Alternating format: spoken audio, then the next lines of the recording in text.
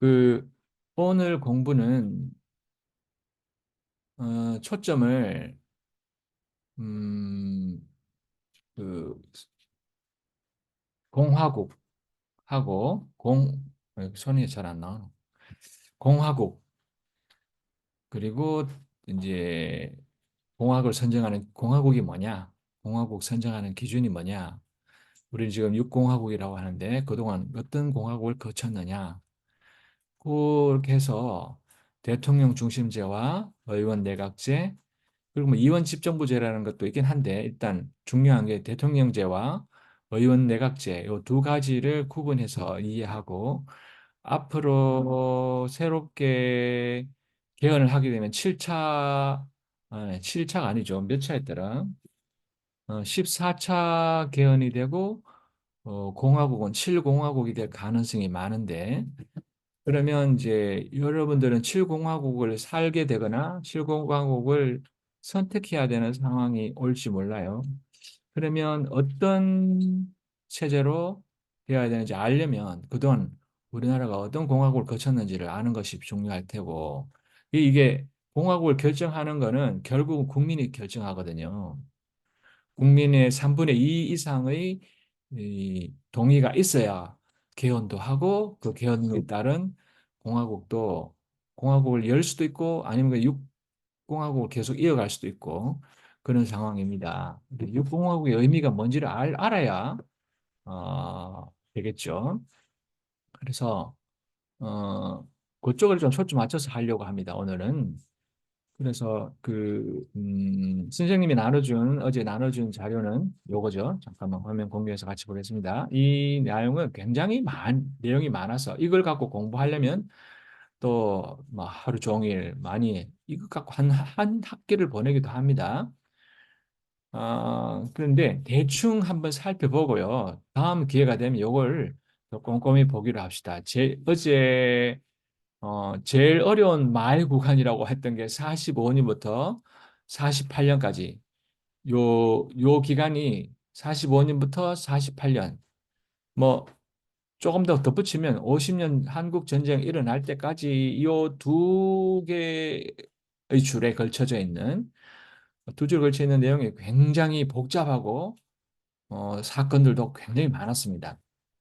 일단 광복이 일어나고 나서는 광복 전부터 어, 광복했을 때 정부를 일제 치하로부터 되찾아서 정부를 세우기 위한 준비를 조금씩 하고 있었습니다. 대표적인 게 임시정부죠.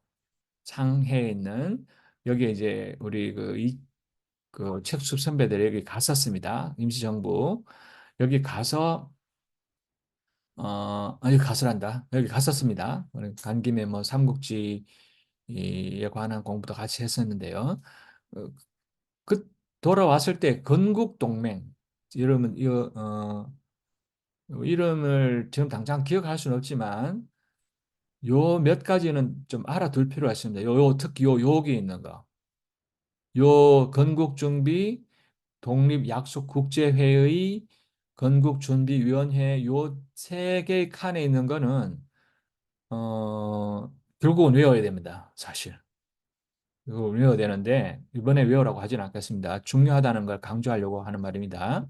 자, 보면 건국중비에 여운형이라는 진짜 너무나 아까운 인물이 이제 의문의 죽임을 당하는데 하여튼 건국동맹 여운형 김두봉 이 인물도 뛰어난 인물입니다. 그, 그, 우리가 나라를 세우기 위한 준비를 여러 사람들이 했었어요. 물론 이쪽 건국동맹과 조선독립연맹은 다소 좌익적인 성격이 강했습니다.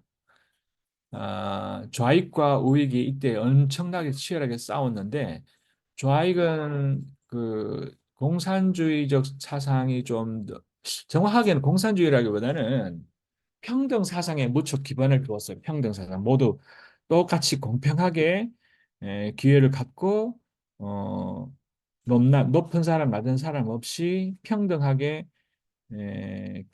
권리를 행사한다. 그건 사실 민주주의도 같죠. 민주주의도 어떻게 보면 기본적으로 모든 그 다수의 동등, 다수의 평등을 기반으로 한다는 건 어, 웬만한 근대 사상은 다 기본을 하고 있습니다.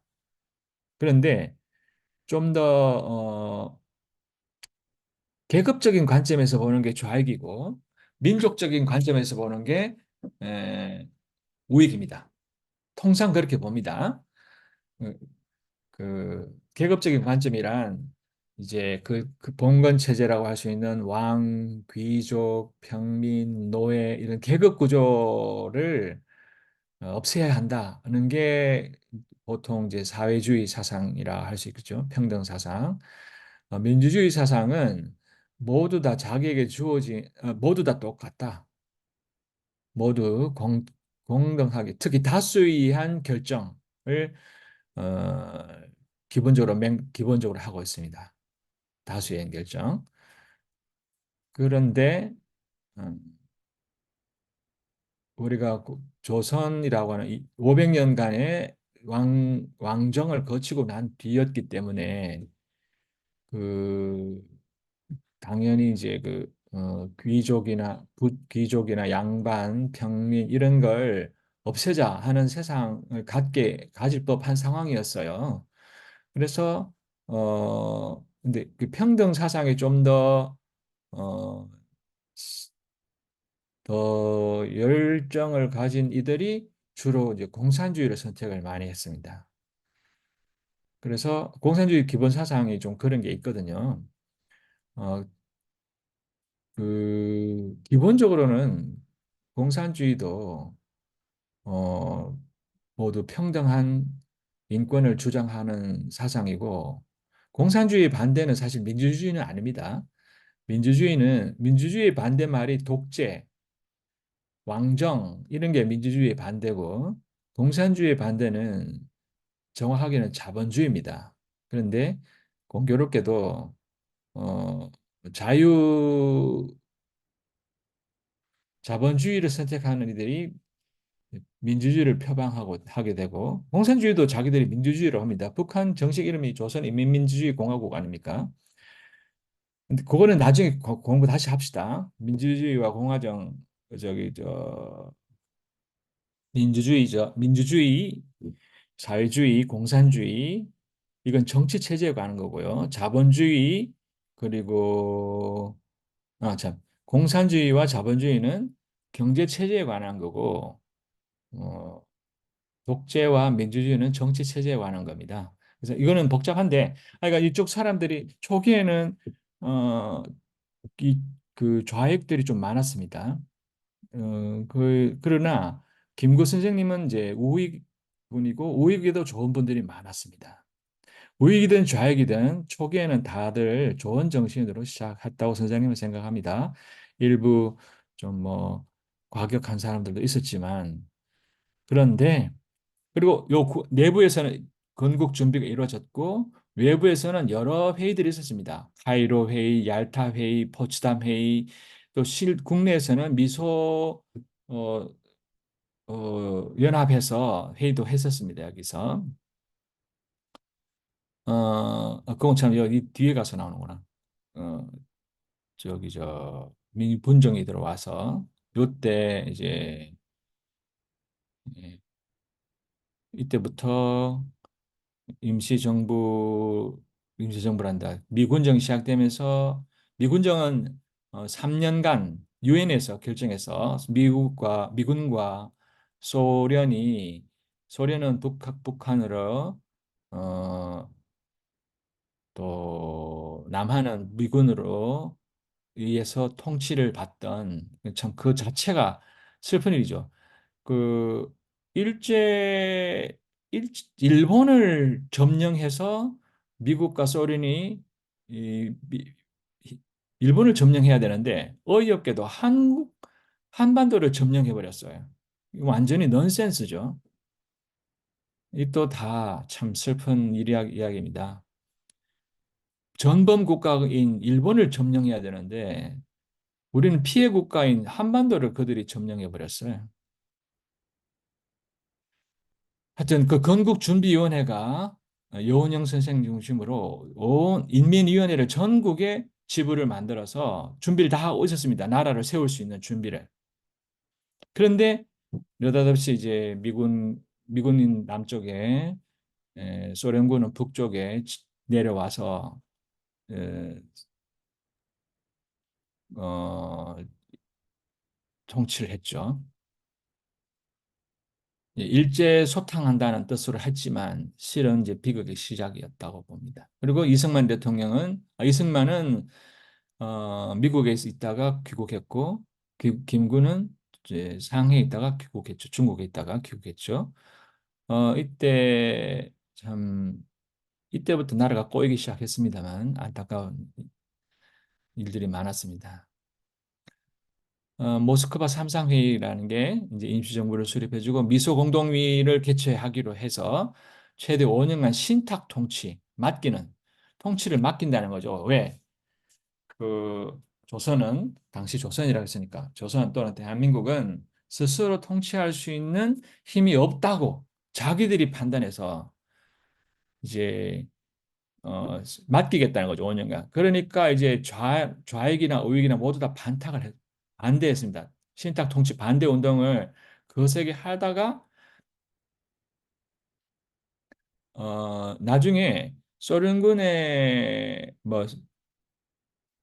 소련의 사주를 받다고 할까요? 의견이 바뀝니다. 좌익이. 그래서 신탁을 지지하는 쪽으로 바뀌어 버립니다. 그러면서 좌우 대립이 이때부터 본격적으로 극 극렬하게 부딪히기 시작했죠. 그 전까지만 해도 이렇게 심하진 않았거든요. 어, 그러니까 이 외세가 들어와서 우리나라를 분열시킨 게 우리의 슬픈 현대사의 출발점이라 보겠습니다. 그래서 제일 좌우 대립이 기본적으로 좌익이나 우익이나 즉 진보나 보수나 좌익과 우익하고 진보하고 보수는 다른 개념입니다. 사실은. 근데 대체로 우익이 보수적이고 좌익이 진보적인 성향이 있는 건 사실이지만 좌익 안에도 보수가 있고 진보가 있고 또 우익 안에도 보수가 있고 진보가 있고 선생님 눈에는 그렇게 보여요. 네, 어쨌든 요거는 뭐 워낙 예민한 사안이니까 일단은 건너가고요. 다음에 좀 더 객관적인 자료를 가지고 같이 공부를 해보기로 하고 그렇다는 것만 알고 있습니다.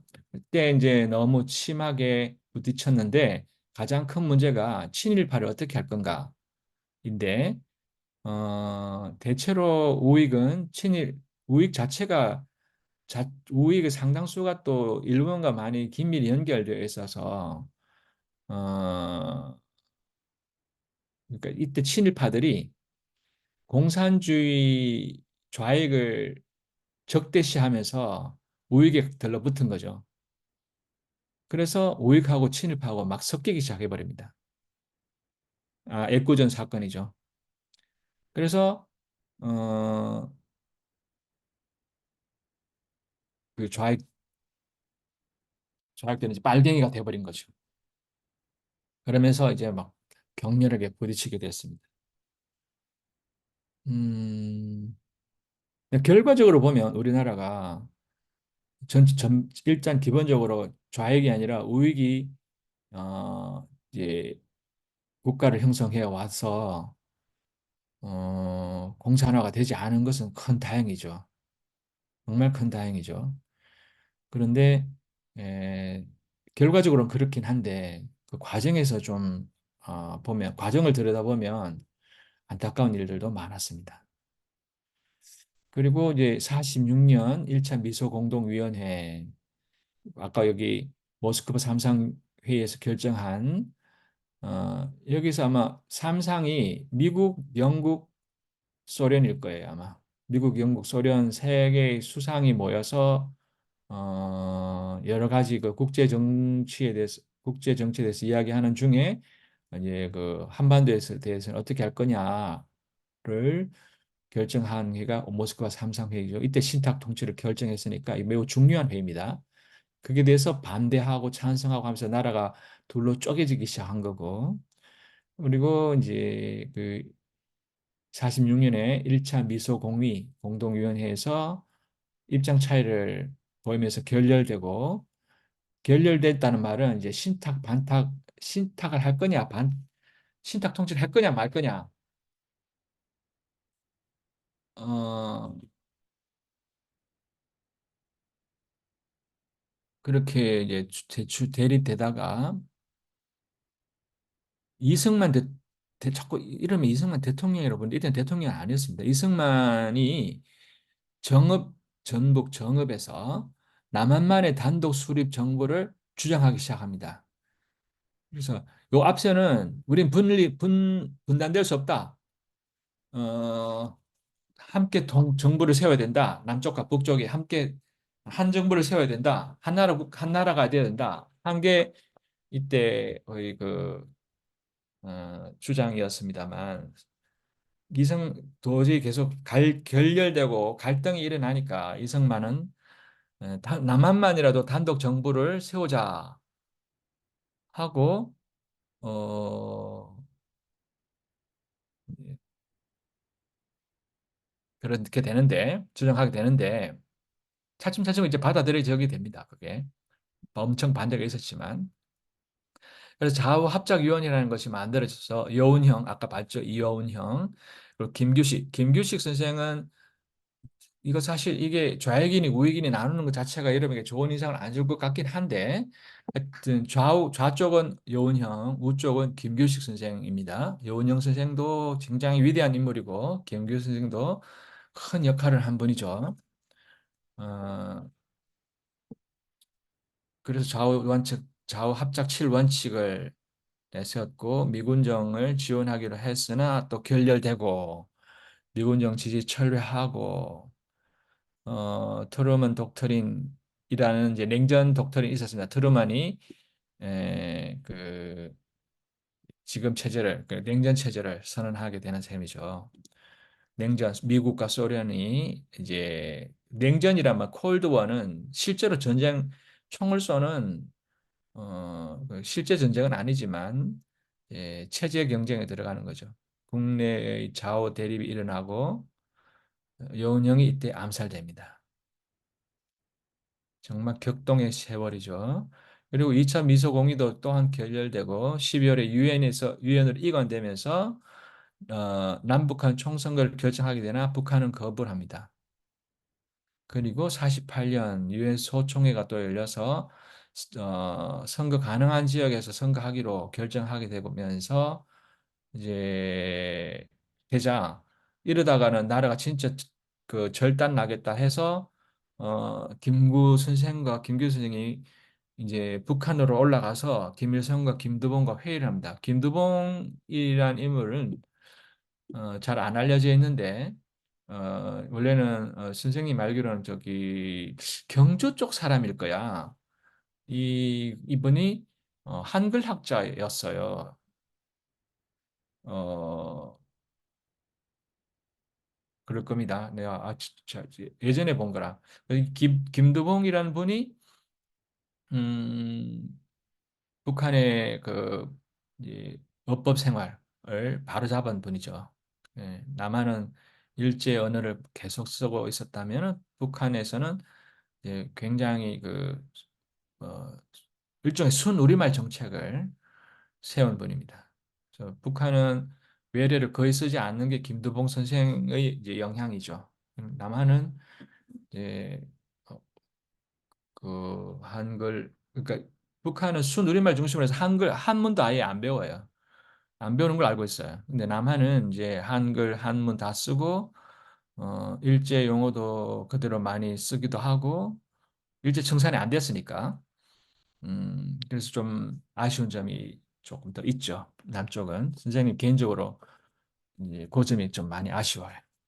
남한이 아주 크게 성공해서 지금 선진국 대열에 서서 그게 다 우리 이때 선조들이 역할을 잘 해주신 덕분에 우리나라가 이렇게 행복한 지금은 이번 정부는 이상한 정부지만 일단 기본적으로 자유를 누릴 수 있는 나라가 된 거는 큰 다행이죠.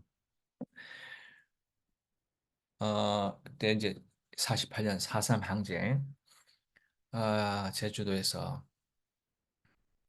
큰 슬픔의 사건을 겪게 됩니다. 다음에 또 한번 같이 제주도에 와서 한번 공부를 해보면 좋겠군요. 공부할 게 참 많습니다. 그죠? 그래서 마침내 5월 10일 총선거를 거칩니다. 50 총선거. 이 글자 잘 보입니까, 여러분? 잘 보입니까? 너무 작아서 안 보일 것 같은데. 인수 어때요? 보여요. 보여요. 윤선이 잘 보여요? 저는 확대해서 보고 있어요. 아, 그렇구나. 그래, 그래요. 잘 안 보이면 말하세요. 간략하게 보기 때문에, 어, 좀 아쉬운 점이 있더라도, 이런 일이 있었다는 정도로만 지나갑시다. 50 총선거를 결국 치르게 됩니다. 임기 2년의 재헌국회, 재헌국회는 헌법을 제정하는 국회를 말합니다. 재헌국회. 그래서 7월에 헌법을 제정하게 되죠. 그날이 7월 17일, 재헌절. 남북 협상 계열 불참하고 남북 협상을 주장하는 김규식 계열이 이 총선거에 불참하게 돼서 이승만 계열이 이제 당선됩니다. 남한 단독 정부 수립을 주장했던 이승만 계열이 당선됩니다. 그래서 이제 7월 헌법 개정을 하게 되고 이때 정한 것이 대통령 간선. 대통령을 여러분 직선거 간선 뽑을 할 줄 아나요?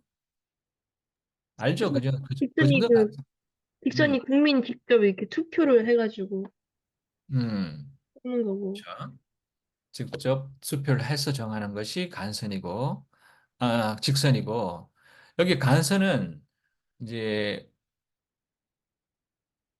직접 못 뽑고, 정확하게 간선의 개념은 국민들이, 예를 들어 이런 식입니다. 국민들이 국회의원 같은 이제 국민을 대표하는 대표단을 뽑고, 그 대표단이 대통령을 뽑는 거예요. 근데 이게 대표단이 국민에서 뽑혀질 수도 있고, 뭐 통일주체 국민회의 같은 경우나 뭐 이런 거는 국민이 뽑지 않고 대통령이 막 임명해 버리는 경우도 있습니다. 그러면 완전히 어, 그 간선도 아니에요. 그렇게 되면 아주 민주주의에 반하는 선거제인데 대통령 간선제를 에, 해서 8월 15일 날 남한 정부가 세워지자 북한에서는 그럼 우리도 세워야 되겠다 하고 9월 9일이라 그랬죠. 이제 김일성을 수반으로 하는 북한 정부가 세워집니다. 이래서 나라가 두 동강이 아주 공식적으로 결정되어 버리죠. 그리고 그 해에 반민특위라는 게 구성됩니다.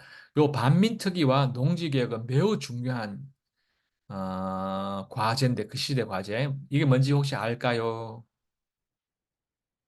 이거 아는 사람 혹시 없나요? 설명해 볼 수 있는 사람 있을까요? 한민 되게 새마을 운동하면서 한 거 아닌가요? 농지 개혁이다. 농지개혁. 아, 그거 아니다. 그건 아니다. 아니다. 새마을운동은 누가 했죠? 여기 박근은 박정희. 박정희 때, 그죠? 박정희의 가장 큰 공로 중에 하나죠. 새마을운동이. 그런데 이때는 이제 이거 아마 처음 듣는 사람이 많을 것 같은데 설명 잘 들어보세요. 자, 35년간의 일제 식민지의 압제를 받고 있다가 이제 마침내 광복이 되었어요. 벗어났어요. 독립국가를 만들고 다시 회복합니다. 회복했는데 곧장 그 자주 독립국가를 세울 수 있었겠는 기회가 주어졌지만 앞서 봤듯이 이 외세가 계속 간섭하고 우리끼리 세우려고 하는 노력이 계속 저지되고 이러는 과정에 결국은 세웠습니다. 그러면 이제 일제 시대 때의 좋지 못했던 관행이나 제도를 고쳐야겠죠. 그죠?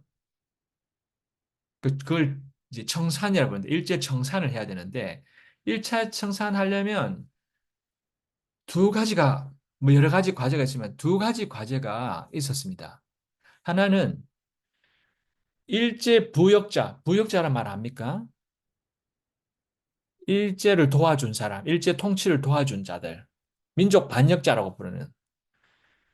그러니까 마지못해 뭐 어쩔 수 없이 직책상 뭐 그런 일을 할 수밖에 없는 사람들 말고 아니 발벗고 나서서 그 태평양 전쟁에 일제가 일으킨 일본이 일으킨 태평양 전쟁에 우리 이 국민들을 동원시키려고 어 신문에다 글 쓰고 라디오에 떠들어대고 그런 자들 또 무엇보다도 한일 병탄할 9월 1910년 때 한국을 고스란히 일본에 바쳤던 을사오적들 또 그에 동조한 많은 귀족 계급 이런 자들의 여전히 떵떵거리고 살면은 곤란하지 않겠습니까? 나쁜 짓을 했으면 벌을 받아야 된다는 지금 권선징악의 이제 중요한 국면인 거죠. 근데 그런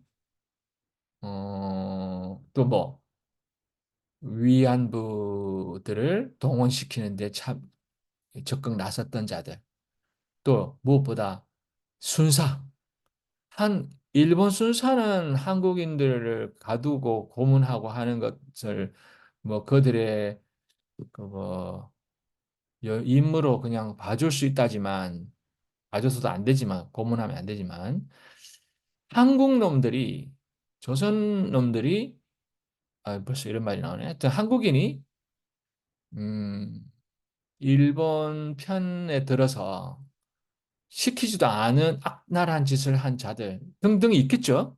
많았습니다. 그이들을 그러니까 프랑스는 독일 나치 점령 치하에서 독일이 아부하고 독일의 이익을 위해서 일했던 자들을 끝까지 찾아내서 다 처단했거든요. 그래서 프랑스는 좀 더 자주 독립적인 나라를 세울 수 있었는데 자주 독립적인 뭐라고 또 민족 정신을 바로 세울 수 있었는데 우리나라는 그러지를 못했어요. 그게 일제 청산을 해야 되는데 반민특위가 뭐냐면 반민족자 색출해서 처벌하는 특별위원회였어요. 이걸 이게 발족된 거예요. 일제 청산이 목적인 겁니다. 하지만 저것도 우익들에 의해서 무산됩니다. 일제 청산이 있을 때 못 됐어요. 반민특위 사건은 정말 마지막 그 기회를 놓친 거죠. 마지막 기회라기보다 하여튼 그 중요한 기회를 놓친 거죠. 그런데 이승만이 했던 중요한 업적 중에 하나가 바로 농지개혁입니다. 농지개혁. 농지개혁은 뭐냐면 일본인들에게 빼앗겼던 나라 토지나 또는 지나치게 많이 갖고 있는 귀족 계급의 토지들을 모두 회수해서 다시 공평하게 나눠주는 유상매입, 유상분배, 돈 주고 사서 돈 주고 파는 그 나라에서 걷어들여서 다시 공평하게 나누는 그런 농지 개혁을 단행했는데 그건 성공했어요. 그게 어, 이승만의 큰 업적이죠. 그리고 이제 50년에 2대 총선, 1대 총선에서는 이승만 계열이 당선되었고, 2대 총선에 와서 이승만 계열이 이, 그, 이거 너무 자세하게 하면 시간을 할 수가 없는데. 자, 일단 이대 총선 이승만 계열은 꺼지고 중도 계열이 올라옵니다. 그러자 위기를 느낍니다. 이승만이. 위기를 느껴서 이때 이제 1차 개헌을 하게 됩니다. 어, 이때 이제 6.25 전쟁이 일어나는데 에치슨 라인이라고 아주 중요한 선이 있습니다. 여기에 이제 독도를 우리 쪽에 넣고 뭐 저기 넣는 대신에 뭐 요 에치슨 라인이 그거예요. 참 독도란다. 어 그건 저 다른 라인이고 에치슨 라인은 한반도를 미군의 보호우산 아래서 빼버린 거예요. 그래서 전쟁이 일어나게 됩니다. 어, 북한이 이때다 해서 쳐내려오는 거죠. 그러나 이제 메가드 인천 상륙 작전으로 해서 그 북한군의 허리를 끊고 치고 올라가는데 이때 또 중공군이 개입합니다. 중공군이 인산 인해 전술이라 해서 정말 떼거지로 몸빵으로 내려와가지고 다시 우리 압록강까지 올라갔었는데 어, 밀려 내려오죠. 한강 유역으로 지금 임진강 쪽으로. 그리고 이제 54년에 방공포로 석방이라고 해서 이제 요거는 어디냐 거제도에 방공포로들을 석방해 준 사건이 있었습니다. 그리고 53년 7월 27일에 이제 휴전을 협정하게 됩니다. 그래서 53년 약 3년에 걸쳐서 한국 전쟁이 일어났었죠. 이때 온 유엔군이 이전 세계에서 왔는데 유엔군 창설 이래로 처음으로 이제 해외에 파병한 사건이기도 했지만 이때 가장 많이 나온 게 당연히 미국일 테지요. 미군. 그리고 미군 선생님 기억에는 튀르키예, 지금의 예전의 터키가 엄청나게 많은 터키도 당시 나라가 막 갓 독립해서 아주 쉽지 않은 때였는데 우리나라를 위해서 엄청 많은 어, 군인을 보내준 아주 고마운 일도 이때 있었습니다. 6.25 때. 자, 52년 이제부터 중요합니다. 요 앞서 이야기는 다음에 또 제대로 한번 해봐요. 대충 이런 일이 있었다는 정도로 선생님이 설명해 주는 거고요. 지금부터 하는 게 좀 중요합니다. 1차 개헌이 있었습니다. 간단히 쭉 또 보겠습니다. 1차 개헌이 있었습니다. 이때 발췌 개헌이라고 하는 말이 있습니다. 발췌 개헌을 설명할 수 있는 사람? 어제 봤을 텐데 여러분 각자 어제 공부하지 않았나요? 내가 그, 보내 헌법 지키는 거? 뭐? 헌법 유지하는 거? 아닌가? 아니 그건 아니에요. 헌법 유지가 호헌 아니었나? 그렇지. 그랬던 것 같네. 그건 호헌이고 호헌은 발췌가, 발췌기. 어쨌든, 뭐, 계속 윤승이는 더해 어디 갔어? 먹으려고 그런 것 같은데. 윤승이 얼굴 보여주세요. 그래요. 자기 나라 더해 먹으려고 그런 거잖아요. 회저한 게. 그렇죠. 그런데 발 어째 여러분들이 영상을 보거나 정리했으면 이거 알아야 되는데 앞부분은 설명을 많이들 안 하더라고요. 워낙 음, 복잡한 사안이라서 이제부터 하는 건 다 설명해 줬는데 영상에서 자 발췌 개헌은 뭐냐 하면 자 최초 헌법은 몇 년 몇 월 며칠에 정했다고요?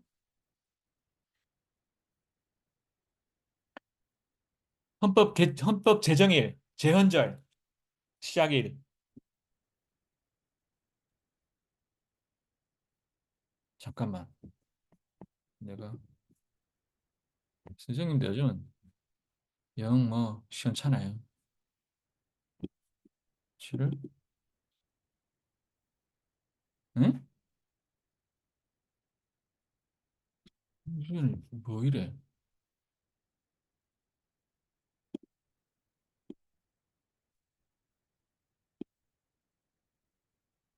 여러분 제헌절 검색해봐요. 제헌절. 안 되겠다 하지. 7월 선생님이 17일 나오는데요. 어? 말해보세요. 7월 17일. 7월 17일 제헌절 최헌식 발췌개헌 검색해보세요. 발췌개헌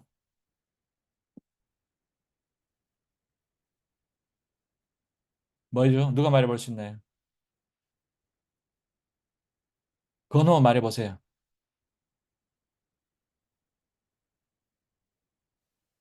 발치의 기원이요? 어, 잠시만요. 이제부터 시키겠어요. 선생님이 찾아보라 하면 즉시 찾아봐야 됩니다. 남이 찾아주는 걸 기다리지 말고요. 선생님이 물었을 때 답 안 하면 준비가 안 된 것으로 보겠습니다. 공부하는 사람이 이, 자발적으로 공부하는 게 맞죠. 선생님이 시켜서 하는 공부는 그다지 효과가 없어요. 발칙이 뭐죠? 그 대통령 직선제로 이승만이 바꾼 거 아닌가요? 예. 양원제랑 아니, 골자란 뜻이 뭐지? 아니 조용해 주세요. 적극적으로 참여해서 고마운데 건호에게 지금 기회가 있습니다. 오, 발치기원이라고 쳤는데 이게 이빨은 그 발치밖에 안 나오는데요. 발췌가 무슨 뜻인지 알아보세요. 오, 오, 발췌가 무슨 뜻이죠? 그 최가 여기야 그 써 있는 대로 해야 돼. 발 체가 여의가 어이가 아니라 우의 애다. 우의 애. 발췌. 그럼 윤선이 말해보세요.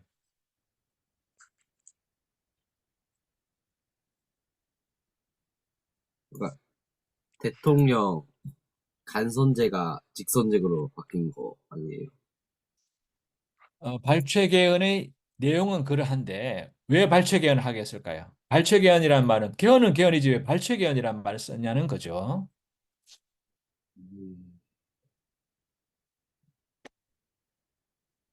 누가 아는 사람?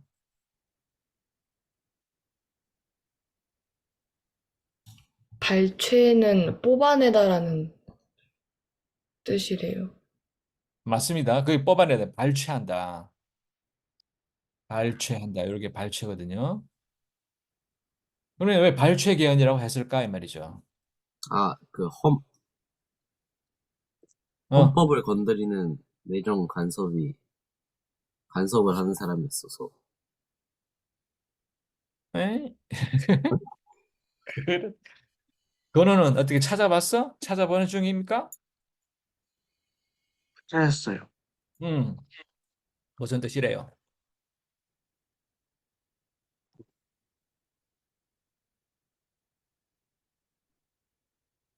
6.25 전쟁 당시 임시 수도 부산에서 이승만 정부는 지금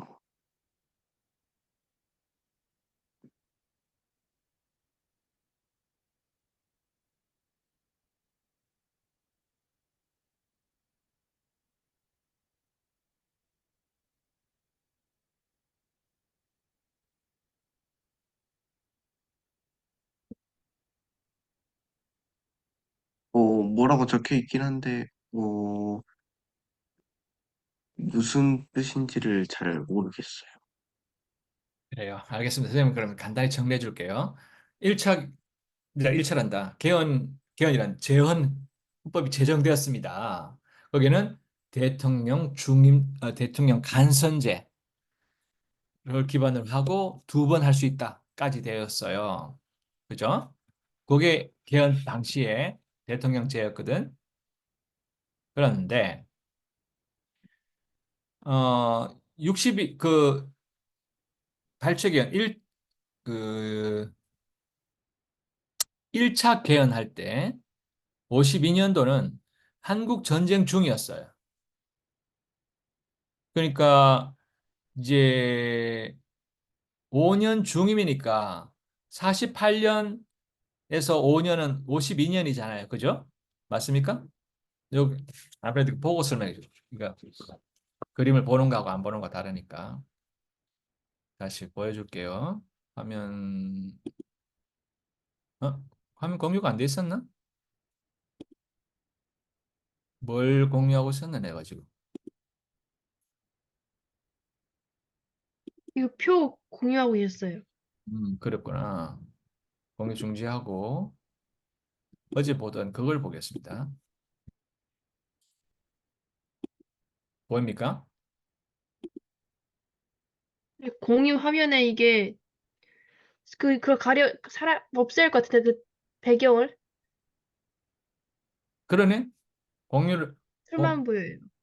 그래 과선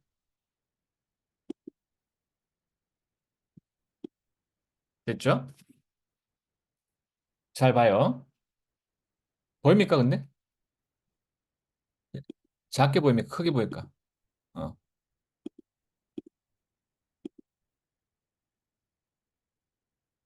어. 쉽지가 않구나. 왜 이렇게 잘 보입니까?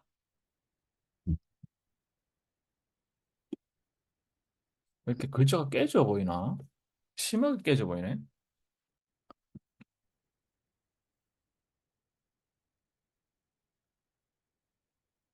이거 성능이 안 좋아. 보이긴 보이죠? 자, 설명하겠습니다. 이제 이 표를 설명하겠습니다. 뒤에 나오는 건 너무 복잡하니까 간단하게 이 표를 어제 했던 거 한 번 더 설명하고 같이 또 그려봅시다. 자, 1차 발췌기, 1차 그때 50년도부터 53년까지 한국 전쟁 기간입니다. 48년에 정부 수립하면서 제헌했죠. 헌법을 제정했죠.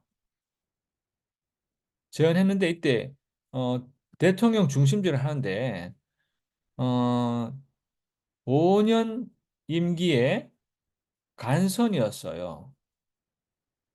간선. 국회에서 국회 간선이에요. 국회. 48년에서 이제 5년이 지났으니까 52년에 선거를 해야 되겠죠.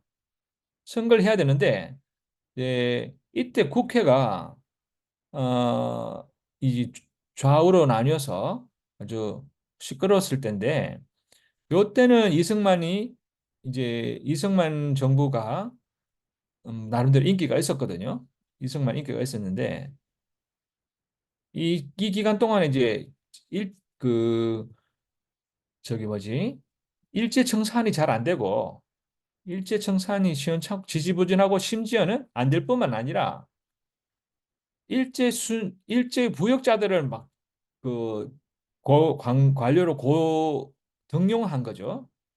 그러니까 이제 이승만의 인기가 떨어지겠죠. 이승만 인기 떨어지고 중도에 있던 사람들 인기가 올라가니까 이대로 특히 국회 구성이 그렇게 되고 보니까 이대로 했다가는 대통령이 안 되겠는 거야.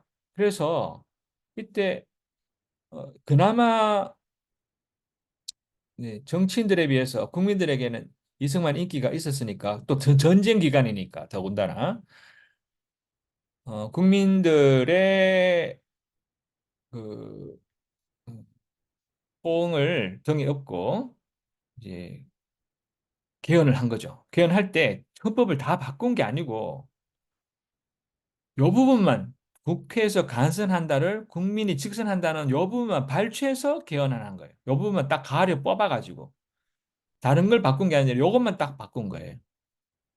국회 간선에서 국회 직선으로 국민 직선으로 그래서 발췌 개헌이라고 부릅니다. 52년 임기가 5년째로 끝날 시점에 전쟁 통해 그러고 나서 전쟁이 끝나고 또 5년이 52년에서 56년까지 이제 이때는 4년인가? 그래도 5년쯤 될 거예요, 이게 아마. 그래서 또다시 어 4년 임기였나 보다. 4년 임기네. 미안. 4년 임기였습니다. 4년 임기. 그래서 그것도 4년이 지나니까 어 직선해서 이제 직선해서 선거를 하려고 하는데 이때 어떤 일이 생기냐면 어, 이때 개헌을 하려고 합니다. 개헌을 하게 됩니다. 개헌하면서 이제 선거를 하게 되는데 개헌을 할 때 어떤 개헌을 하냐면 어,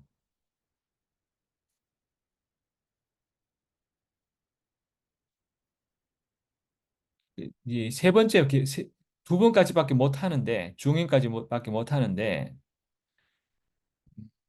그렇게 합니다. 종신 대통령이 되고 싶은 거죠. 죽을 때까지 해먹고 싶어서. 그래서 이승만은 죽을 때까지 할 수 있다는 식으로 개헌을 하려고 합니다. 그게 이제 2차 개헌인데 개헌을 하려면 그 나오죠 설명. 요 과정 설명할 수 있는 사람. 개헌 과정을. 4.4.5입 과정을 설명할 수 있나요? 그 4.4.5입이 그 국회 그 인원수의 그 과반수의 3분의 2가 동의를 해야 되는데, 과반수의 3분의 2가 아니고요. 국회 그 의원 수의 3분의 2가 어, 동의를 해야 되는데, 이게 한 표 차이로 안 돼, 그 한 표 차이로 안 돼가지고, 어, 135.3333 나왔는데, 이게 뭐 그렇지. 0.5 아니면은 뭐 올릴 수가 없다 해가지고, 어, 수학적으로 계산했을 때, 그래서 어, 그거를 그냥 3에서 그냥 어. 한 표를 그냥 올렸던 걸로 알고 있긴 한데, 진짜 수호 잘하네. 선생님이 설명할 거 다 됐네요. 이 내용을 아는 사람. 좋아. 성이 그러면 한 번 더 설명해 볼래요? 보충 설명.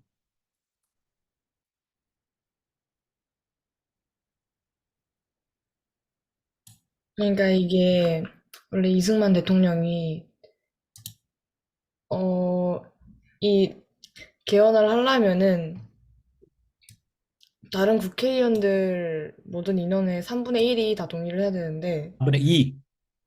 네네네, 이렇게 해야 응, 되는데, 어, 한 명 차이로 안 된 거예요. 근데 응, 이제 이승만 대통령이 이거는 반올림을 해야 한다라고, 그래서 어거지로 반올림을 해갖고 인원수 채웠다 해서 개헌을 했던. 응. 조금 더 덧붙여 설명하면 국회의원은 그때가 203명이었는데 203명의 3분의 2는 135.3333이어서 정확하게는 136명이 되어야 개헌되는데 개헌 가능하게 되는데 실제로 투표율이 135명이 나온 거죠. 135명이 되니까 당연히 개헌이 안 되는데 문제는 요 3333에 대한 해석을 이제 서울대 교수를 데려와 가지고 3333은 사람을 3333 나눌 수 없다. 그래서 이것을 한 사람으로 쳐야 한다. 한 사람으로 쳐야 된다. 요거를. 그래서 136명이 돼 버린 거예요.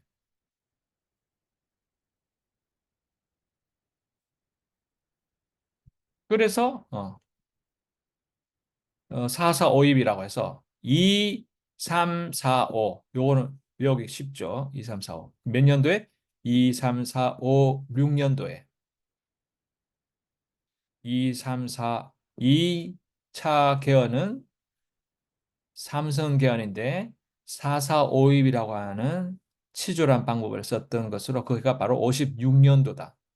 2, 3, 4, 5, 6. 1공화국 때 1, 2, 3, 4, 5, 6 다 나오네. 이걸 잊지 마세요. 알았죠? 안 잊어지겠지? 자, 누가 설명해 볼까? 석주 혹시 이거 선생님 방금 말한 거 그대로 말해 볼 수 있을까요? 좀 어려워요.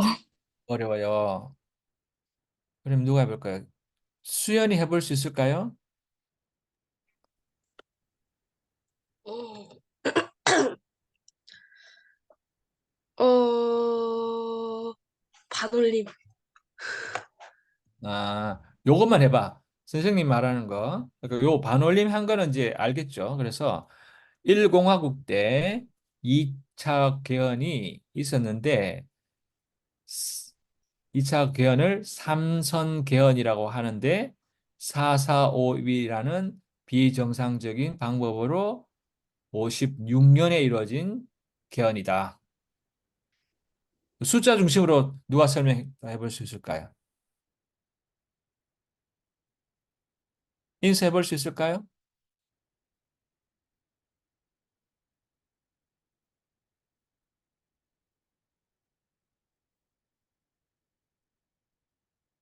왜 다들 이거 어려운가? 아, 근데 445입은 1954년 아니에요? 54년인가요? 저 찾아봤는데 54년이라 나와 있던데요. 그 저 강의에서 봤을 때도 54년으로 봤습니다, 저는. 잠깐만요. 그렇게 하면 또 실수인데. 여기는 56년으로 되어 있고. 아, 그러네. 아유, 고마워라. 선생님도 엉터리다, 그죠? 이거 54년이네요. 이게 3차, 이때 이제 3대 대통령이 그렇게 해서 이승만이 선출되었다. 그렇게 하면 되겠네. 자, 다시 할게요. 54년도에 2차 개헌이 있었는데, 그걸 삼선 개헌이라고 한다. 이것은 445입이라고 하는 변칙을 써서 이 1공화국을 연장시켰다. 그러니까 이승만의 종신 독재를 노린 54년대. 그리고 어 그리고 나서 6년 지난 5년째였나? 모르겠네. 요때 몇 년째인지를 제가 개월 선생님 잘 모르겠군요. 일단 이때 60년도에 3월 15일 날 선거를 하는데 대거 부정선거가 있었던 거죠. 부정선거, 관건선거. 뭐 쉽게 말해서 한 지역구에 투표 인원이 50명이라고 한다면 대표를 해보니까 개표함을 열어보니까 100표가 나오는 거예요. 이런 식인 거죠. 50명. 이런 식으로 부정선거가 이루어진 거죠. 그러니까 미리 준비된 가짜표를 함에 집어넣어서 하여튼 부정선거를 3.15 부정선거를 합니다. 3.15 부정선거를 해서 이제 이승만이 쫓겨납니다.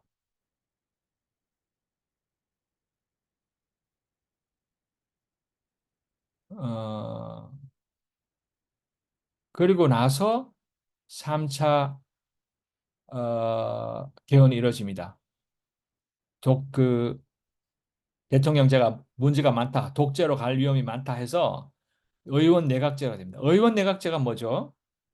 의원 내각제는 이런 구조를 갖고 있습니다. 이제 이게 의원 내각제는 기본적으로 왕정을 배경을 하고 있는데 왕이 있고 이제 귀족이라고 할까요? 뭐 관료라고 할까요? 그 음, 흔히 옛날 같으면 귀족이죠. 귀족. 그러니까 뭐라고 그러지? 이름 생각이 안 나네. 여기 부하들이 신하들이 이끄는 이제 정치 협의체가 있습니다. 우리나라 같은 경우는 이제 에, 예, 영의정, 좌의정, 우의정 같은 그런 제도가 있었던 거죠. 이 제도로 해서 서로 신권, 귀족, 신하들에 의한 신권이 있고 왕권이 있는데 이것조차 없는 왕이 혼자서 다 결정하는 걸 완전 독재라고 그러죠. 왕정, 이게 순수 독재, 왕정입니다. 근데 1인 독재죠. 그런데 이걸 보완하기 위해서 귀족들의 계급이 그러니까 귀족들의 참여를 통해서 왕권을 견제합니다. 요게 이제 일종의 어, 이원 체제죠. 이원 체제. 이원 체제. 왕과 신하가 서로, 그리고 조선이 그랬습니다. 조선이. 딱 조선이 이런 체제였습니다. 요게 이제 요게 차츰 발전해서 요게 발전해서 대통령제로 바뀌고 요거는 왕정이고 요거는 이제 다수정으로 넘어가는 과정인데 대통령이 그 체제를 이어받고 요거는 이제 의원들이 음, 요 흐름을 이어가는 거죠. 비슷비슷하죠. 그런데 이때 최종 결정권을 대통령이 가지면은 대통령제라 하고 의원들이 가지면 이걸 내각제라고 부릅니다. 이걸 의원 중에서 가장 결정권이 많은 게 총리거든요. 여기서 총리가 나옵니다. 국무총리가 있죠, 우리는.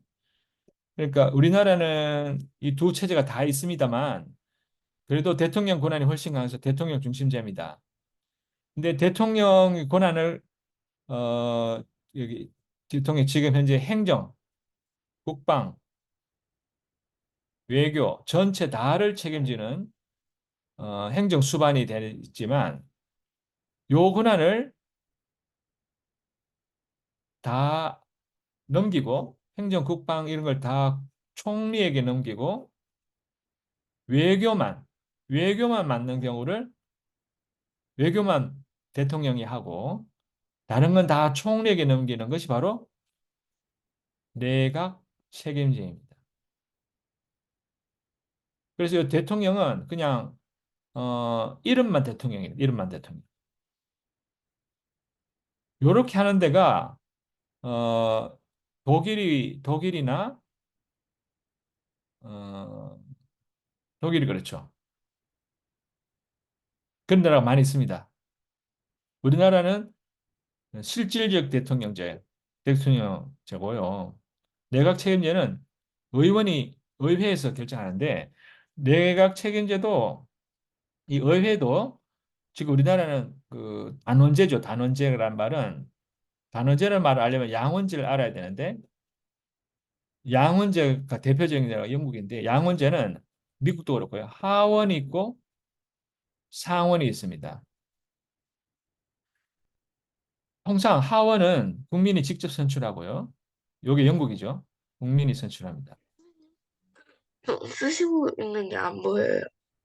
미안.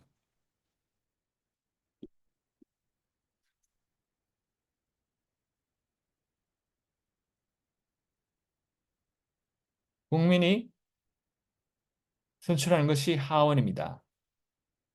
요 의원 내각제가 두 가지가 있습니다.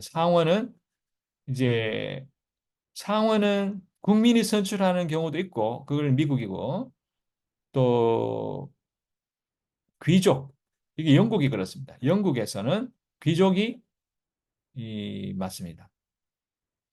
어쨌든 이 일본도 상원 하원이 있죠 아마 이거 이름이 다릅니다. 뭐 다릅니다만 선생님이 알기로는 그렇습니다. 그래서 우리나라는 단원제인데 단원제지만 내각 책임제가 아니에요. 그래서 그 국민들의 신뢰가 떨어지면 임기가 있거나 아니면은 국민들의 신뢰가 떨어지면 총리가 의회를 해산합니다. 해산하고 다시 구성하고 그렇게 되는 것이 이 의원제입니다. 의원제. 우리나라는 그게 아니라 아직까지는 현재까지는 대통령제입니다. 요게 어, 이때 3.15 부정선거 뒤에 이승만 하야시키고 3차 개헌을 할 때 의원 내각제로 바꿉니다. 이때 양원제를 선택합니다. 양원제를. 요게 3차 개헌이고 4차 개헌은 별로 중요하지 않아서 뭐 거론이 안 되는데 4차 개헌은 3.15 부정선거에 가담한 사람을 처단하기 위해서 임시로 일부 개정했던 겁니다. 그래서 4차는 크게 중요하지는 않습니다. 중요한 건 그때 그렇게 해서 요때 자, 이 공화 공화국을 나누는 기준이 공화국을 나누는 기준이 1차 공화국, 2공화국, 3공화국 이렇게 공화국을 나누는 기준이 공화국 기준이 이런 큰 정치 체제 여기 정치 체제란 대통령제냐 의원제냐 이게 정치 체제를 바꿀 정도의 큰 개헌이 이루어졌을 때 공화국 어, 변경이 일어납니다. 공화국 변경이 정치 제도를 바꿀 큰 개헌. 이제 어, 단선제에서 직선제로 바꾸는 것도 사실 큰 변화긴 하지만 이건 그냥 넘어갑니다. 삼선 개헌도 정치 체제를 바꾼 건 아니죠. 그런데 의원 내각제로 바뀌었으니까 굉장히 큰 정치 체제 변화인데 요게 그만 딱 1년밖에 시행 안 됩니다. 5.16 쿠데타가 있고요. 사실 2년 정도 되죠. 2년 정도지만 이때 61년에서 63년을 박정희 군정 때 이루어져서 이때는 공화국으로 넣지 않아요, 사실. 그래서 이 공화국은 딱 1년만 이루어집니다. 알겠죠? 61년 5월 16일 날 박정희가 탱크를 끌고 들어와서 어휘를 점령해서 쿠데타를 일으키고 62년도에 개헌을 합니다. 의원 내각제를 폐지하고 4년 중임제 딱 두 번만 딱 할게 하면서 여러분 중임과 연임의 차이를 압니까? 아는 사람? 단임, 중임, 연임 이 세 개의 차이를 검색해 보세요. 그럼 연임은 바로 생각 봅시다. 단임, 중임, 연임의 차이.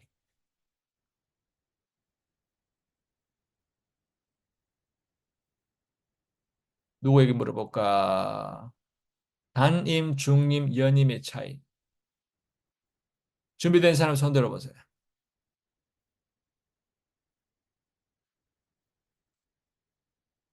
예준이가 준비됐고. 단임, 중임, 연임의 차이. 그거 어려울 게 아닌데. 검색하면 그만. 승희가 준비됐고. 수호도 준비가 됐고. 최소한 5명 이상 준비될 때 시키겠습니다.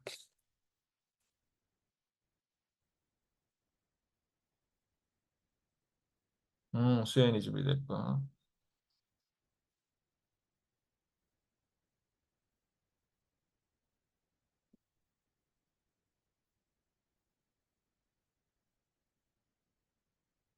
한 사람만 더 손들어봐요. 누구야? 연산이 좋아요. 그러면 누구를 시켜볼까요? 발표를 좀 덜 해본 사람. 수연이가 해볼까요?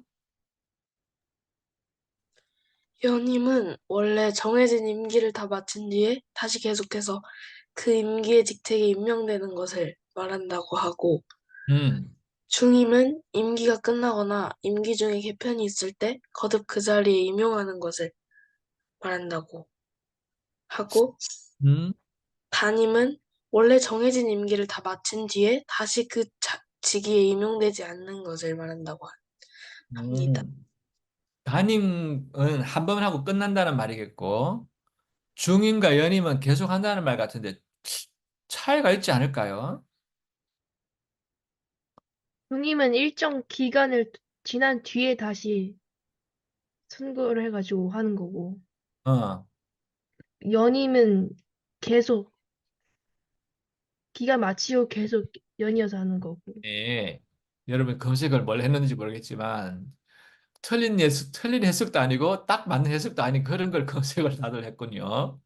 혹시 다르게 알고 있는 사람 있나요? 자, 그러면 선생님이 말하는 게 연임일까요? 중임일까요? 둘 다 계속 할 수 있다는 공통점이 있지만 한 번만 더 할 수 있다가 있고 계속 더 할 수 있다가 있어요. 둘 중에 한 번만 더 할 수 있다가 중임일까요? 연임일까요? 중임. 형님이요. 중임이죠. 알겠습니까? 중임이란 중복한다. 그래서 두 번 할 수 있다는 거예요. 두 번.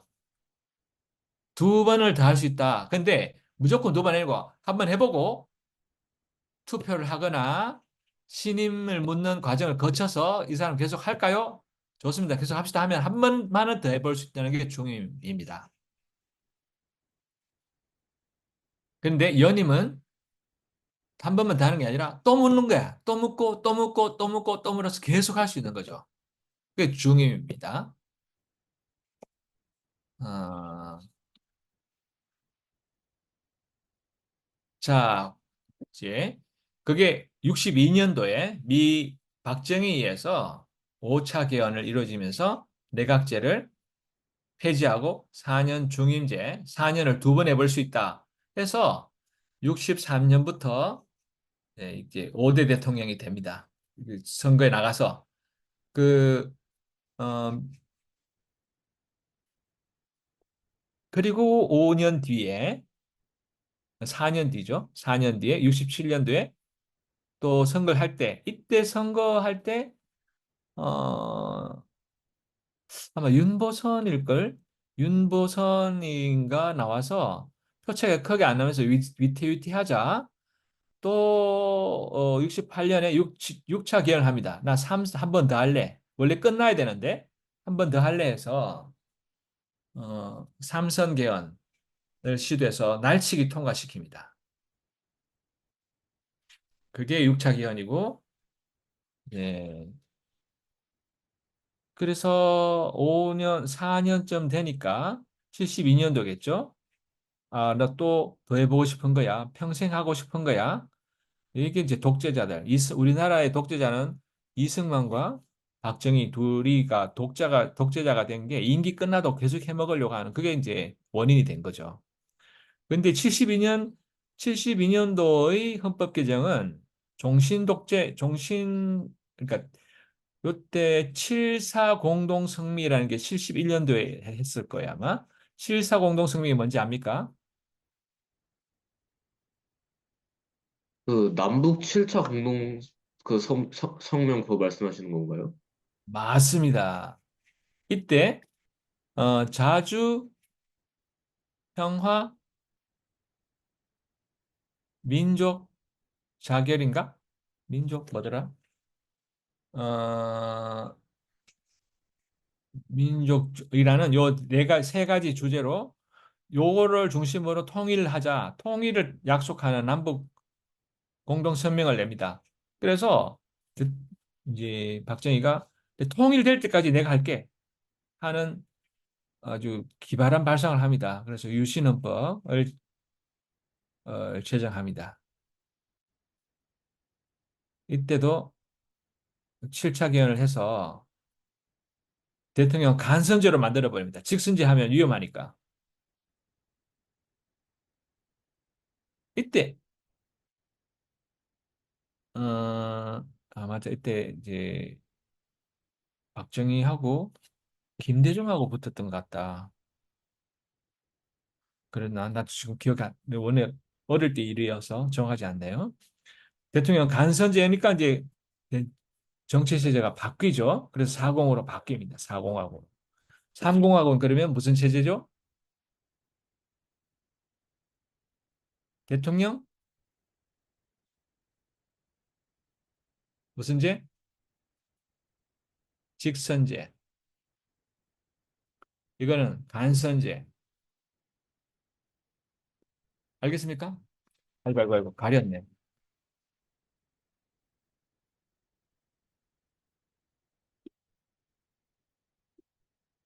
너무 복잡한가요? 일단 설명을 쭉 하고 나서 다시 한번 정리하겠습니다. 좀 쉬어. 지금 몇 시야? 시간 다 돼가네. 자, 그리고 나서 여기 78, 79, 80, 81 연년이 아주 큰 사건이 있습니다. 78년도에 이제 그렇게 해서 또 대통령 한 번 더 해먹습니다. 하는데 79년도에 큰 사건이 생기죠. 무슨 사건이 일어난다 그랬죠? 12.6 사건. 11월 사건이 박정희가 죽는 건가요? 오늘 인사가 왜 오늘따라 조용하냐? 어제는 그렇게 활발하게 스피킹 하더니 열심히 듣고 있습니다. 석주군 11.6 사건이 무슨 사건이죠? 모른단 말 하기 없기. 마이크 켜주세요. 그 11.6이 그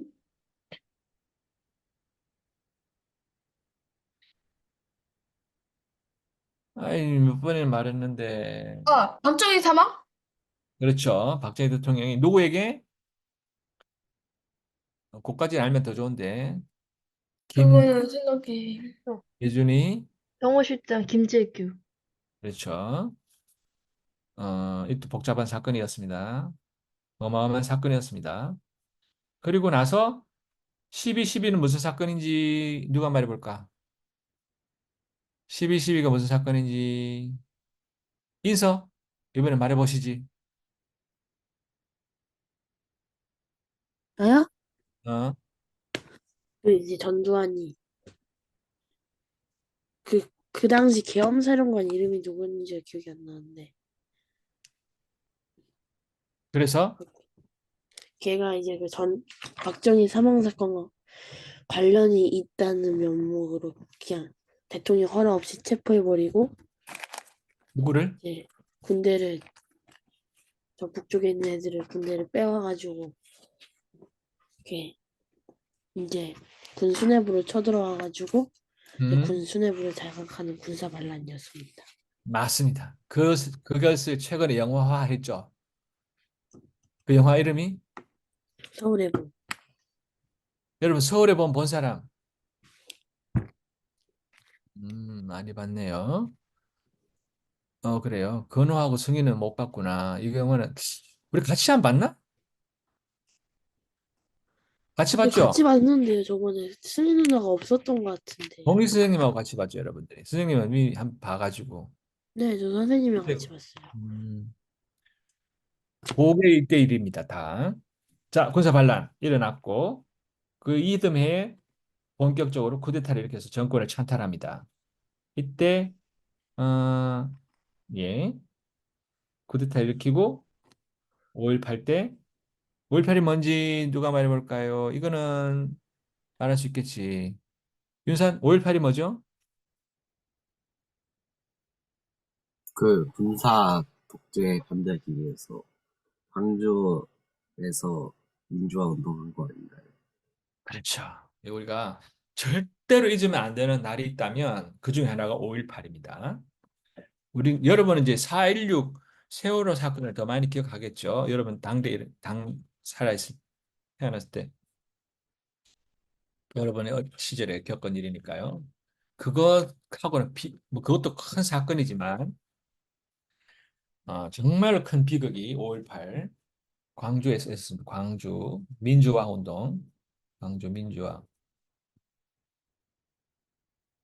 운동이라고 합니다. 옛날에 광주 사태라고 불렀는데 이제는 광주 민주화 운동으로 이름을 딱 정리했습니다. 자, 그렇게 해서 근데 그 와중에 이제 이 8차 개헌을 해서 대통령 단임제를 어, 하는데 7년만 해먹겠다고 하면서 이거를 통일주체 국민회의에서 역시 간선제인데 요거는 이때는 대통령 간선제 하면서 계속 연장해 가려고 했고요. 요거는 그리고 그때 하여튼 요게 8차 개헌 단임제로 7년만 딱 하겠다. 이건 연장하겠다. 이건 7년만 하겠다. 간선제입니다만. 그래서 우리가 대통령 뽑지 못했어요, 이때는. 그리고 이렇게 흘러가다가 9차 개헌, 그러니까 이제 계속 87년 6월 항쟁이라고 어, 호언철폐를 내세운 임기가 끝나가니까 또 대통령을 통일주축국민회의에서 선출하려고 하니까 국민들이 이제 다 들고 일어난 거예요. 직선제를 하자. 직선제를 하자고 하자 이제 온 나라가 들고 나니까 마침내 6월 60 항쟁이라고 부르는데 6월 29일에 노태우가 그러면 직선제를 하겠다고 동의를 하게 됩니다. 그리고 이때가 서울의 봄입니다. 사실은 아니 서울의 봄이지. 이때가 서울의 봄이었고 그때 이제 노태우보다는 김대중이나 김영삼 중에 될 가능성이 엄청 많았는데 아유 너무 안타깝게도 이 두 사람이 서로 내가 하겠다고 하는 바람에 협상이 결렬됐어요. 반일화 결렬돼 가지고 결국 노태우가 돼버렸죠. 이때 누가 한 사람이 양보를 했으면 나라가 이 오리 혼탁 덜 혼란스러웠을 텐데 근데 노태우는 앞서 이 노태우도 역시 이 5.17 쿠데타를 통해서 집권한 전두환의 친구였지만 그래도 전두환은 좀 보스 기질이 강하고 조금은 냉혈한 아주 음, 독재성이 강하다면 노태우는 그나마 이 사람 이름이 별명이 물태우라고 불렸는데 그만큼 이제 결단력이 약한 면이 있었고 대신에 다른 사람 말을 그런들 잘 들었어요. 경청을. 좀 더 부드러웠죠, 사람이. 그래서 노태우의 자녀들도 보면 자기 아버지의 과거 잘못을 크게 반성하고 이렇게 쓰는 게 안 좋은 것 같다. 공식적으로 쓰는 게 안 좋은 것 같다. 하여튼 그 자녀들은 비교적 국가에 협조적인데 음, 전두환의 자녀들은 아주 엉망입니다. 맞아요. 아직도 뭐 재산이 다 환수되지 않았죠. 그리고 나서 이렇게 그 뒤로는 쭉 노태우기 순조롭게 오다가 박근혜 때 탄핵을 당합니다. 그리고 문재인이고 지금 윤석열인데 이제 지금 분위기로 봐서는 5년 임기를 채우기 어렵지 않을까 싶어요. 어렵지 않을까 싶다가 아니라 어렵죠. 그거는 이제 뭐 선생님 개인 견해고 이름은 쓰기 싫어서 안 쓰고 있습니다. 자, 여기까지 하고요. 마쳐야 되겠네. 벌써 몇 시고? 38분이네. 자, 한 번 더 얼른 정리해 보겠습니다. 한 번 더 얼른. 자, 봅니다. 어, 화질이 지금 이상하게 안 좋은데 노트북에서 그런 것 같아요. 선생님 지금 어디 다른 데 나와 있어서 그런데요. 그러니까 승희야, 선생님은 지금 좀 멀리 나와 있는데 잠깐만 이 화면 공유를 끄고 나서 이야기해야 되겠네요. 아니다. 어떻게 된 거죠?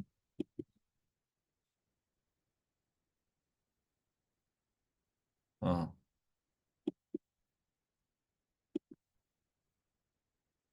선생님 여기 지금 다른 곳에 나와 있어요. 그래서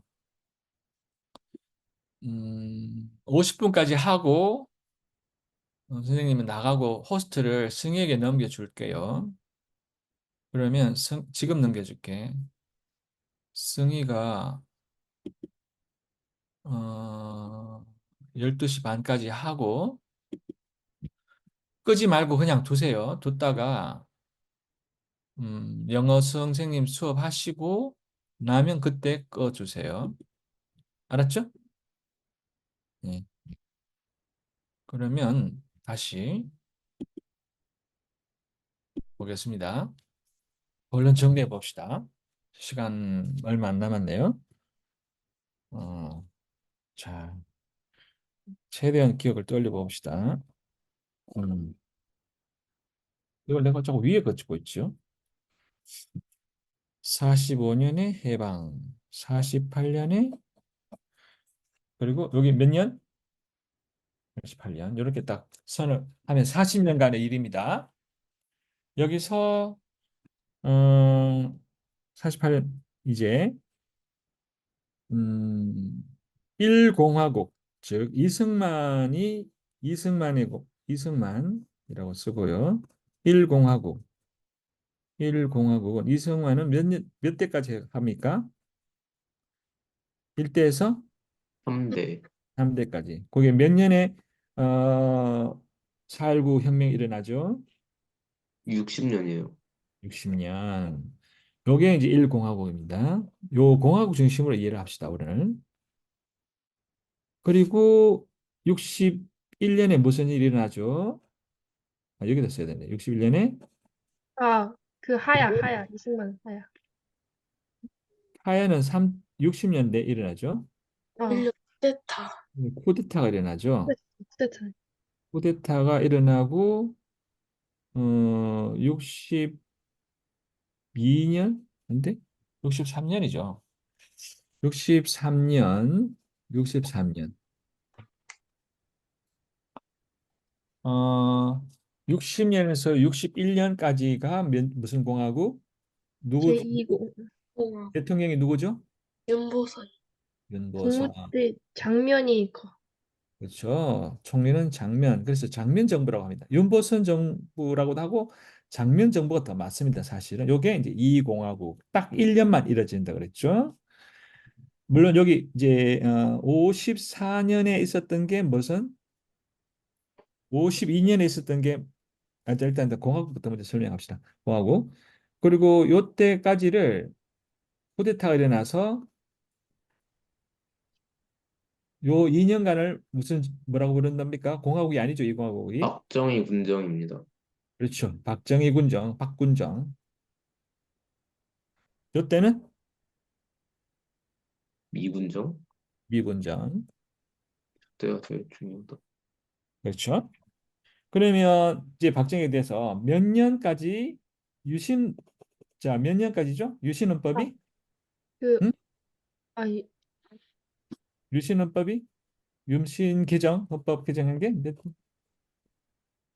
대가 요걸 그러니까 유신헌법 기억을 어떻게 하면 좋을까요? 요게 63년이죠. 63년에 10년 지나면 72년입니다. 알겠습니까? 네, 신 72년까지 그럼 몇 공화국? 제3. 제3공화국. 3공화국. 그렇죠. 여러분 따라오고 있나요? 이거 지금 어 여러분들 이걸 외워야 됩니다. 이때 박정희고 선생님, 나중에 그 올려주실 수 있나요? 카톡방에 한 번 더. 그렇게 유시, 그리고 박정희가 몇 년도에 시해되지요? 79년에 79년이죠. 박정희 시해. 그때가 숫자로 뭐라 그러죠? 무슨 사태? 16. 12.6 사태가 일어나죠.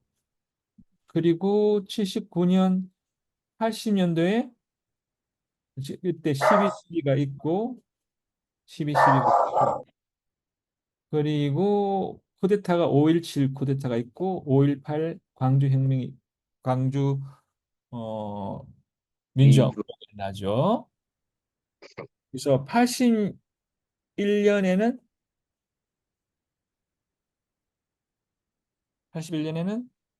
자, 잘 봐요. 81년 요것도 좀 복잡합니다. 80년도까지가 80년도까지가 72년에서 80년 알았죠? 80년도 요때가 8차 개헌이 있는데 80년도 8차 개헌으로 알면 좋겠다. 그죠? 518, 8차, 8이라는 숫자가 많이 나오는 해군요. 8차 개헌해서 요때까지가 4공화국입니다. 요때 이제 유신이 끝납니다. 4공화국입니다. 5공화국은 요게 또 1년 동안 비어요. 비고 요때 이제 전두환이 88년까지 88년까지 5공화국이 됩니다. 전두환 글자 쓰기도 싫다마는 어쨌든 5공화국이 됩니다. 여기 유신 체제. 그리고 80% 육공화국. 알았죠? 이때 이제 노태우가 되는 거죠. 노태우 이후로는 우리가 잘 아는 흐름으로 쭉 이어지고요. 요 52년도가 1차 개헌. 1차 개헌은 무슨 개헌? 발췌개헌. 발췌 개헌. 발췌 개헌. 2차 개헌은 의원, 그렇죠. 아니야. 삼선 개헌. 알았죠? 삼선개헌의 4.4.5입. 4.4.5입 그죠? 4.4.5입. 이거는 간선제에서 직선제로 바뀌는 거죠.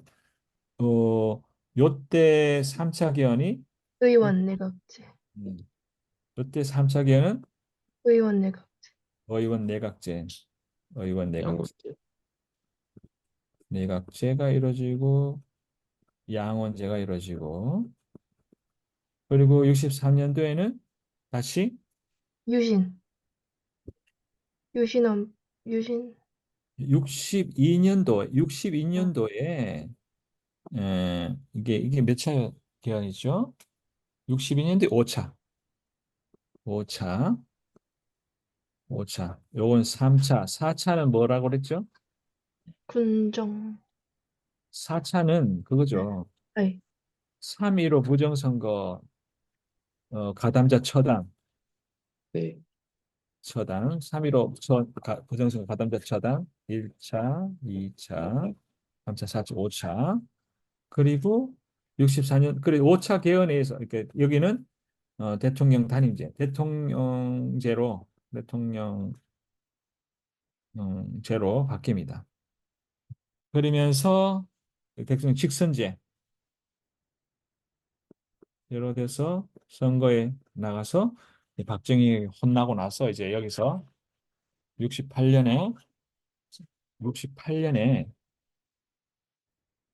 68년 이때 또 삼선견 요게 이제 6차인데 68년 6차에 삼선견이 또 시도됩니다. 그리고 또 유신헌법에서 요게 7차죠. 유신헌법 7차 직접박주의원요 바꿔서 이런 식으로 해서 삼선 개헌 때 이제 종신해 먹으려고 법이 들었고 이때는 유신헌법이 핵심입니다. 그리고 나서 예 이렇게 쭉 이어집니다. 8차, 9차가 87년도에 9차가 있었는데 9차 때는 직선제로 바뀌었어요. 그중에 여기는 7년 단임제. 간선 7년 단임제. 직선 5년 단임제. 직선 뭐 이렇게 5년을 두 번 쓰고 있어요. 직선 5년 단임제.